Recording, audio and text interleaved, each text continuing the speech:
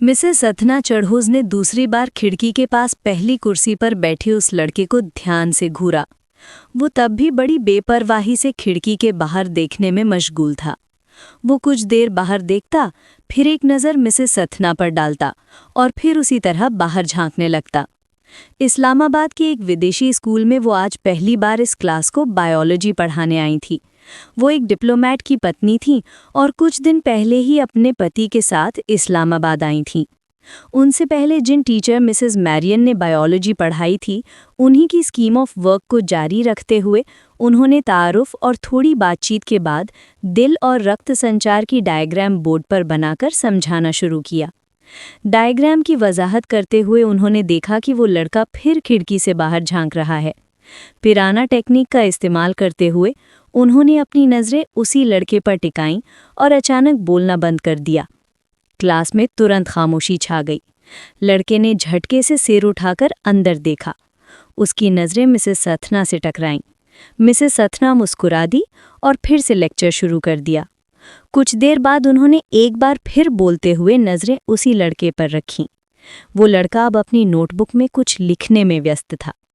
Mrs सथना ने सोचा कि शायद अब वो बाहर नहीं देखेगा, मगर सिर्फ 2 मिनट बाद उन्होंने उसे फिर खिड़की से बाहर झांकते हुए देखा।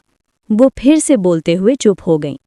लड़के ने जैसे ही महसूस किया, उसने गर्दन मोड़कर उनकी तरफ देखा।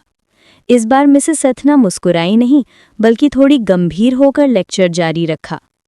कुछ पलों बाद उन्होंने बोर्ड की तरफ देखकर जब दोबारा लड़के को देखा, तो वो एक बार फिर खिड़की से बाहर किसी चीज़ में गुम था। इस बार उसके चेहरे पर हल्की झुंझलाहट भी थी। मिसेस सथना के चेहरे पर अनजाने में नाराज़गी उभर आई और वो अचानक चुप हो गईं। उनके चुप होते ही लड़के ने बाहर से नज़र हटाकर उनकी तरफ देखा। उसके माथे पर भी शिकने थीं। उसने एक बार मिसेस सथना को ऊपर से नीचे देखा और फिर दोबारा खिड़की से बाहर देखने लगा। उसका अंदाज इतना तौहीन भरा था कि मिसेस सथना चढ़ोज का चेहरा तमतमा गया। सालार, तुम क्या देख रहे हो? उन्होंने सख्ती से पूछा। नथिंग, उसने एक शब्द में जवाब दिया। अब वो चुपती नज़रों से उन्हें देख रहा था। तुम्हें पता है मैं क्या पढ़ा रही हूँ? आशा है, उसने इतने रूखे अंदाज में कहा कि मिसेस सथना ने अचानक मार्कर को कैप लगाकर टेबल पर फेंक दिया। अगर ऐसा है तो यहाँ आओ और ये डायग्राम बनाकर लेबल करो, उन्होंने झुंझलाहट के साथ बोर्ड साफ करते हुए कहा। लड़के के चेहरे के रंग उड़ गए। क्लास के बाकी बच्चों ने आपस में नज़रें मिलाईं। वो लड़का भारी कदमों से मिसेस सथना की तरफ बढ़ा।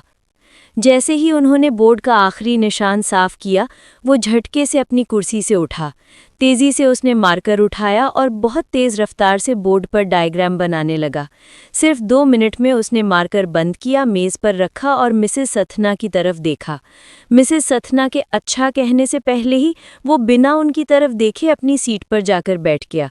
मिसेस सथना ने उसे जाते हुए भी नहीं देखा, क्योंकि वो अविश्वास में बोर्ड पर बनी उस लेबल्ड डायग्राम को देख रही थी, जिसे बनाने में उन्हें खुद 10 मिनट लगे थे, और वो डायग्राम उनकी डायग्राम से भी बेहतर थी। उन्हें कहीं भी कोई छोटी सी गलती तक नजर नहीं आई।